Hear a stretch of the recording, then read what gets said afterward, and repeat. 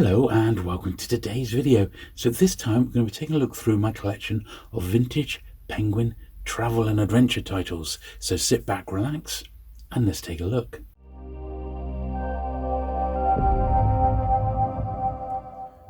Okay then, so the earliest one that Penguin published was number 60 here in the main series, The Dark Invader.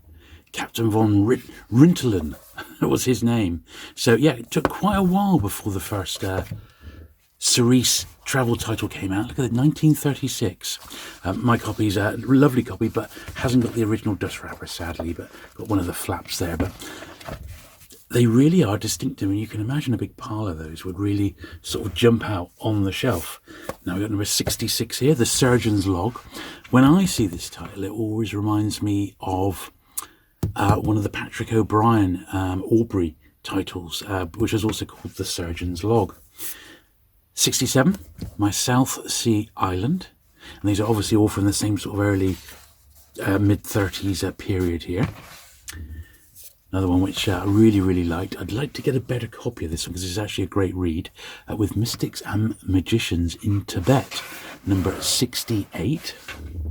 They're really on a roll, weren't they? So we've got 69 and 70 were actually a two-parter. So they released it in two separate volumes here. Early on in Penguin's history, rather than having one really big, thick book in one, they would release extra long novels in two parts. So they get 12p out of you rather than 6p. This is quite nice because this is a pretty nice copy of this one with its original dust wrapper. So it's kept really pristine underneath. Certainly not the case for all my wartime ones, which we'll see in a minute. And once again, it's got the standard little list of titles on the back up to that point, and then there was volume 2. So a very distinctive sort of look was given to the travel books literally from the off, and it does seem that early on in Penguin's history they really embraced the colour coding of the travel books, perhaps more so than later on when they do seem to, well, in a way, lose their identity come the 1950s. But we'll get to those in due course. So here's number 82 here, Undertones of War. Once again, a bit of a foxed old copy. But sometimes, once they got a few under their belt, we'll probably see this a little bit later, we'll start to see a few advertisements for other travel titles in the range. This is another one which came out as two parts. So let's give ourselves a little bit more room a moment. There we are. So yeah, this was Penguins in the main series numbers 99 and 100. Quite a famous recount of Scott's last expedition to the South Pole, and once again in two volumes. So these were the original editions, which I guess were 1937, was it now? Yeah, first published in 1937. And then they did re-release it a little bit later as a double volume. So this is obviously not in chronological order, but those were 1937 for the first printings. And this one volume edition dates back to 1948, so 11 years later, still keeping the lovely classic CERISE colours. And this one did originally come in, as you can see, a dust wrapper. So if you're a collector of the travel books, and I know there are people who just collect the Penguin travel, which is amazing. You think of lots of people collecting Penguin crime, but there are collectors of just Penguin travel. You want to get that one volume edition of that to keep the collection as complete as possible, and it is gorgeous, as you can see. So that was 99 and 100. This is 113, The Secret of the Sahara, and obviously, by this point, a lot more Penguins have been published. The Pelican books have launched, as is the Penguin Shakespeare. Trader Horn 126. Now, as I've been going through these, I went through my sort of main Penguin run, and under 1,000, I actually need 4 titles, and none of them are travel. So you will see every single travel book that Penguin published up to number 1,000. After 1,000, my collection becomes a lot more spotty, and I haven't got anything like complete runs of all the ones from, say, 1,000 to 2,000. However, all the ones post 1,000 I have pulled from my collection, so we get to see right up to the very end of the travel line. So Watkins' last expedition, this is 133. Another one in a nice dust wrapper. Looking after it. There we are. And have a look, see if this one's got any. No, it's got the odd advert. So Penguin Books, the fiction. Just wondering if they, yeah, there we are. So the travel and adventure has been sectioned out there. So they've got a little list there for people who just like the travel writing. I always remember when I worked in the book trade, I would love working the travel section. It's fantastic. Now, of course, by this time, England was in the Second World War, and Penguin used that almost as a bit of an excuse to put out a few books around the First World War. And this was one such one, Anthony Fokker here. And you see they got the little, it says a flying penguin on the front there with a little silhouette of the plane. That was 139. 148, The Land That God Gave Cain. The full list is gone now on the back, just a list of authors in this particular case. Here's another flying penguin. 149, Winged Warfare. This one in a wrapper. And generally speaking, thankfully, the travel and adventure titles aren't the most collectible ones in the range. However, some of the wartime ones are as hard to get as any of them, in all honesty. 161, North to the Orient. Anne Moreau Lindbergh. This is where they're still in dust wrappers, and they've got that little square there which you could cut out and put on a penguin reading case. And I got to admit, I forgot to check to see if I've got a CERISE reading case when I pulled these out. I don't think I have, so I'm sure they released one. It's just one I haven't got. 168, The House of Exile, Norwal. The travel and adventure titles listed there again. On to 1938 now. Night of the Firecrest, the Fight of the Firecrest rather.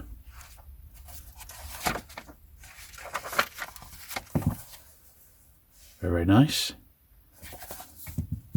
They do look so distinctive, don't they, in their CERISE jackets. They really are quite something.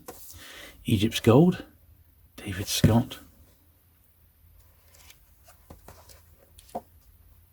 Just wrapper flap there. I don't know what I've got. I wonder if anyone's got one of those little penguin boxes. Not really the penguin donkey or the penguin bookcase, but it's like a penguin box, isn't it, that fitted it. I mean, I don't think it's got any penguin markings on, so I don't know how you'd be able to ever identify one to show that it was one of the ones as advertised or not, really. Sledge, Martin Lindsay. This one seems extra CERISE, doesn't it? Do you not think? It's even brighter than some of the other ones here. And in some cases, like this, they weren't afraid to put in the odd photo insert. They'd already started doing this with pelicans at this point, so it wasn't that out of the ordinary. Amateur Adventure, another one harking back to the First World War.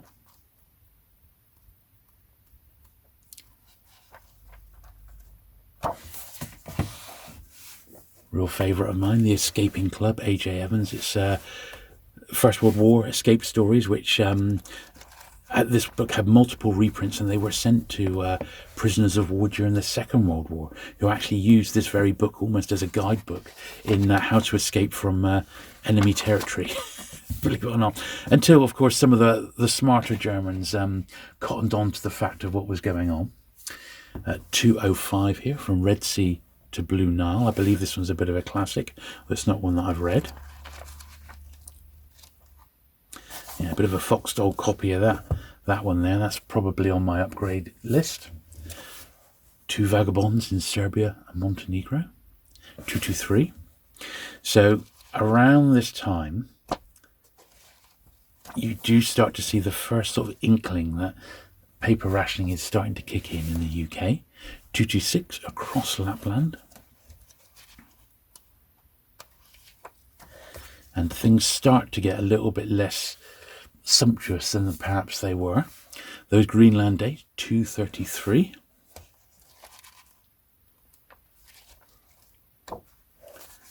Very nice. The South Seaman, 236. Still got a wrapper on this one at the moment. They haven't gone to that period where they had like just wrapper flaps. I'm sure we'll see a few travel ones in that style in a moment. 242, Hindu Holiday.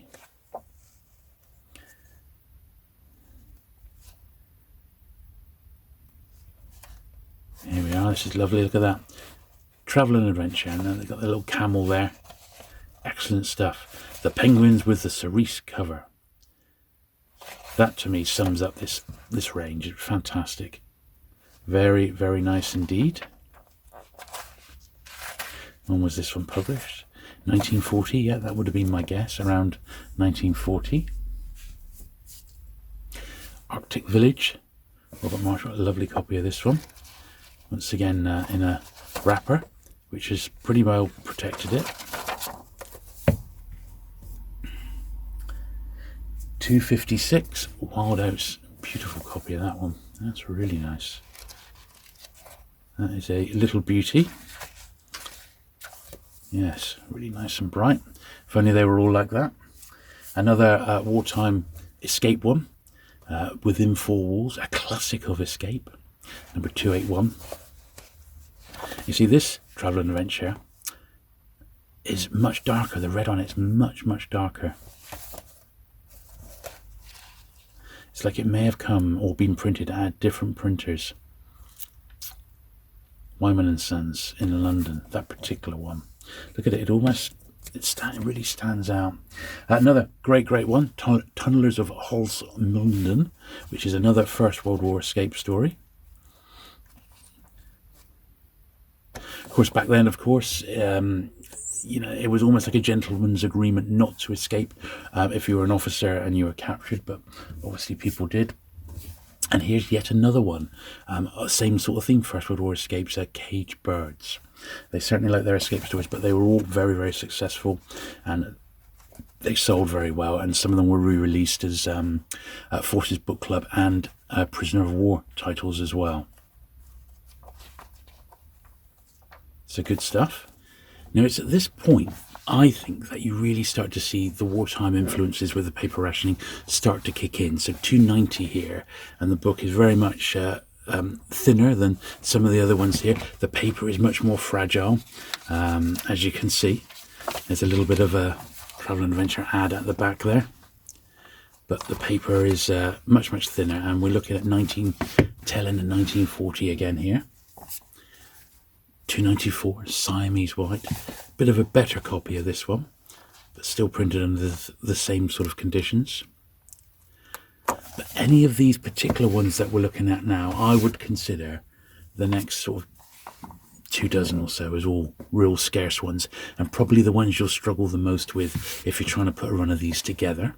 298 then, Juju and Justice in Nigeria. This is one of those ones with a penguin flap for a dust wrapper rather than a complete wrap-around dust wrapper. Eastern Flights by Alan Bott. So this is another one which was a First World War memoir, and Alan Bott, ironically, published here in Penguin in 1941. Literally about 5 years later would go on and form Pan Books in the UK, which ended up being one of Penguin's biggest competitors. But here he is, making his first printed appearance in a Penguin there. My Journey to Lhasa, 310. Very, very thin, see-through pages, lots and lots of adverts, all sort of wartime sort of related titles now, and adverts. Land of the Blue Poppy, 315. As I said, these are going to be the ones you might end up struggling a bit to find. Trade Winds, 347. Louis Kornitzer. This is a particularly tough period to find in vintage Penguin history, 1943. England is being bombed on a daily basis. 43 and 44 are traditionally very, very tough years. Ira Jones, an Air Fighter's scrap, but this one's quite a delicate copy, so I popped it in a bag just to keep the cover in one piece. But there we are, 360. 363, Dialogue with Death, another fairly scarce one.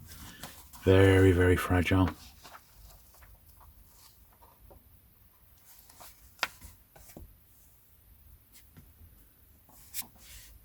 Philip Gossey, Naturalist Goes to War, 369.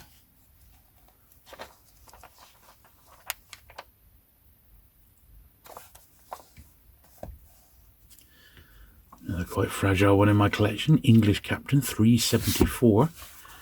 Bits and pieces missing. It's on the upgrade list, but as long as I got a copy in a first, in any condition, I honestly don't mind. Passenger to Tehran, Vita Sackville West. Another scarce one, probably the scarcest one in Penguin. This is number 405. So any Penguin collector will know that any other Penguins in the 400s are generally much scarcer to find. They can be expensive when you do find them, and when you do find them, they're always in terrible condition. So it's just how it was back then. 417. South Latitude. 424. Sporting Adventure. J. Wentworth Day.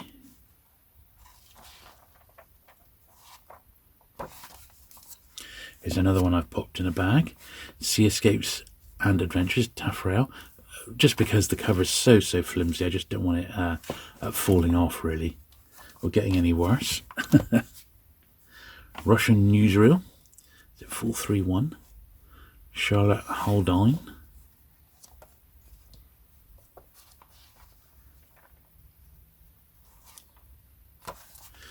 And this one was one of the earliest sort of wartime ones I got. Guerrilla War in Abyssinia. 439 it says on the side there. In fact, it's such a thin little volume, this. It's actually got the number on the spine. And this one's got a little receipt in or something I just spotted there. From Foyles, look at that. Charing Cross Road. Excellent. Still in business today. 6,000 Beers of Athos. 440. Another incredibly thin little book. Probably only 100 pages. Very, very scarce. In nice condition, that. This one I've popped in a bag because it's from that rare period and it is in much better than normal condition. So this one's preserved because it's literally such a nice copy of it. For 441 Into Madagascar. Very, very nice copy of that one. 448 A Game Warden Amongst His Charges. Still, I believe, 1944, I would guess, or even 43. Still, yet 43. This is another scarce one. Cruise of the Cachalot. 458. This one doesn't turn up very often.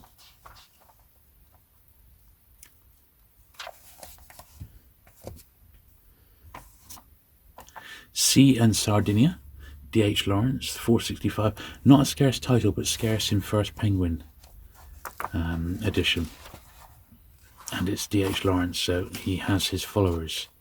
1944. Russian Campaigns. Start to get a little bit easier now. 467. This is quite a fragile one again. Got a very, very delicate cover, so I'm being careful there.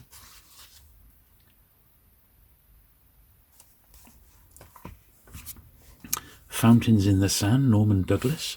483. Little list of travel titles on the back there, recent ones.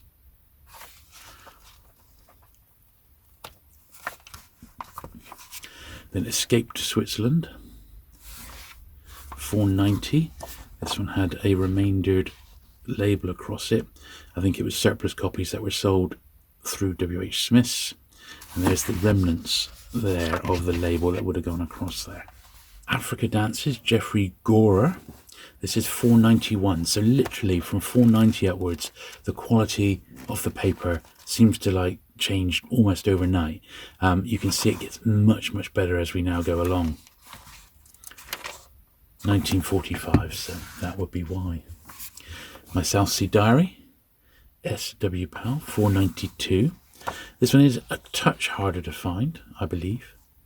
But then we've got 502, and from this point onwards, they're all very easy to find, so you won't have any issue getting any of these. But I believe the heyday is gone. So, you could say they were sort of peaking in the, from when they started to about 1943, 44, and then slowly but surely, as we'll see, the actual output rapidly diminishes. So 527, Hashish.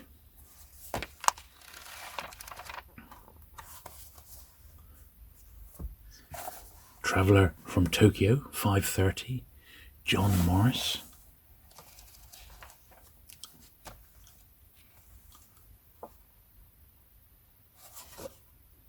Bought second hand, November 1986. I didn't buy it second hand in November 86. I don't remember where I got that one. 533, Henry de Montfried, Sea Adventures.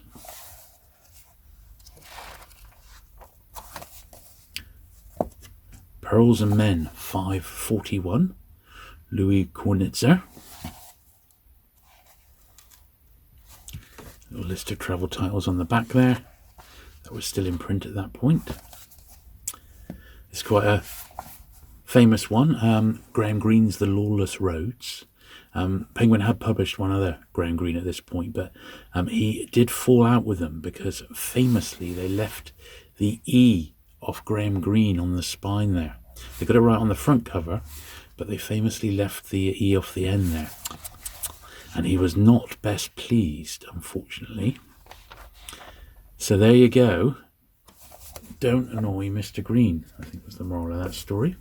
Now, a little bit later on now, we've got Penguin double volumes. So when's this one? Look, this is a much, much thicker book than we've been used to up to this point.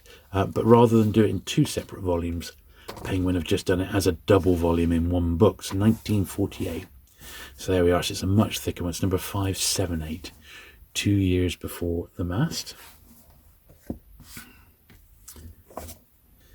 Anson's Voyage Round the World. Now this is number 607.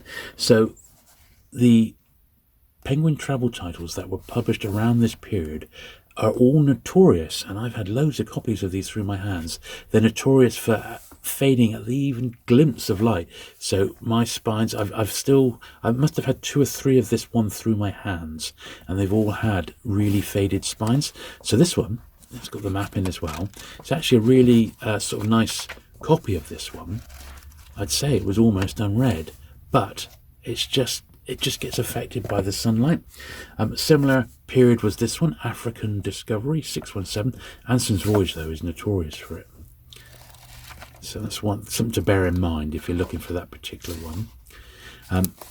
All of these can be susceptible to sunlight because the cerise is so close to reds, and reds is a real no-no when there's sun around. At 625, Norman Douglas, Siren Land.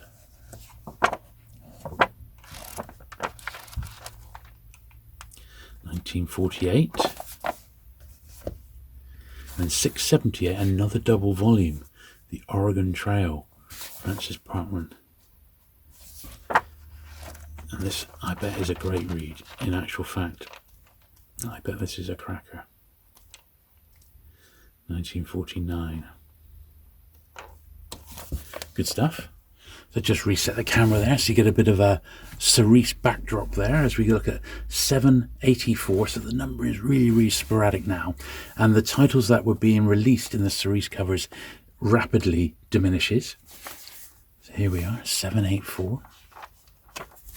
The Colossus of Marusi, Henry Miller, quite a famous name.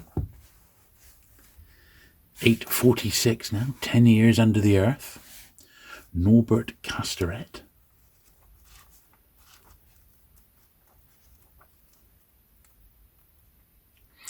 And it's almost like at this point, Penguin had slightly taken their eye off the ball with their travel titles and had fully embraced the fiction and crime as like a part of the main series, really. 878, Freya Stark, The Valleys of the Assassins. And the travel titles very much seemed a bit of an afterthought. I wonder why that was, and why so many were published during the 40s, maybe when people were travelling a lot more during the war. 898, The Sea and the Jungle, H.M. Tomlinson. 1953 now. 913, another big jump. Change of design now. Out of Africa, Karen Blixen. Slightly spotty copy, 1954 for that one. Then that's it for the first 1,000 as far as I can tell, and I've been right through my collection. I believe that's all the travel ones with the cerise jackets. We then jump quite a bit ahead, so we got Gerald Durrell, 1228. This is the Overloaded Arc, and they did publish a couple of his in this format. This is 1957 now, so a full 20 years after the travel book started. You've got The Alleys of Marrakesh, Peter Main. This is 1230, so a couple of books later. And then in response to some of the other publishers with their illustrated covers, we got The Experiment, which was organised by Abraham Games, the artistic director. And this is Venture to the Interior, Lawrence van der Post. These have those really nice illustrated jackets, very much of their time.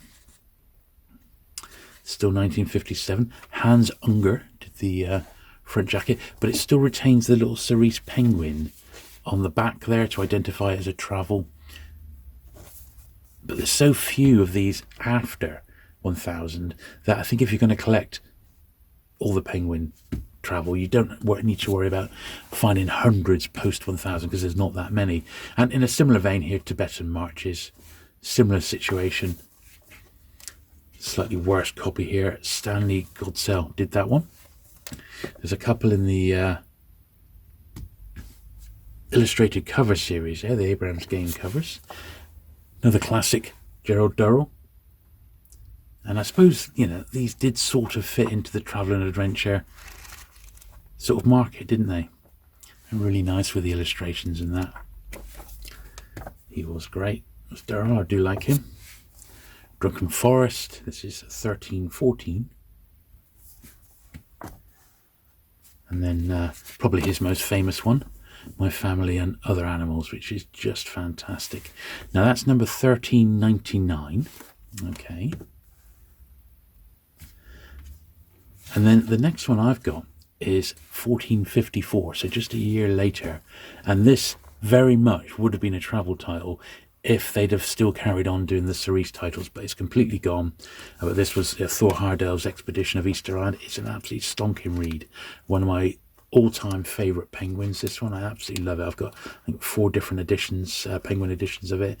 It's just a great read if you've never read it. But this would have been in that Cerise format if it had still been around. But by this time, things have moved on. We were almost into the 1960s, and well, things had changed a little bit.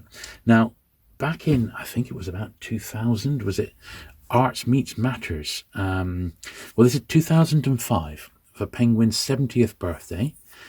Arts Meets Matters did release, as far as I know, just 2 mugs in the Cerise colours. So we got Traveller from Tokyo.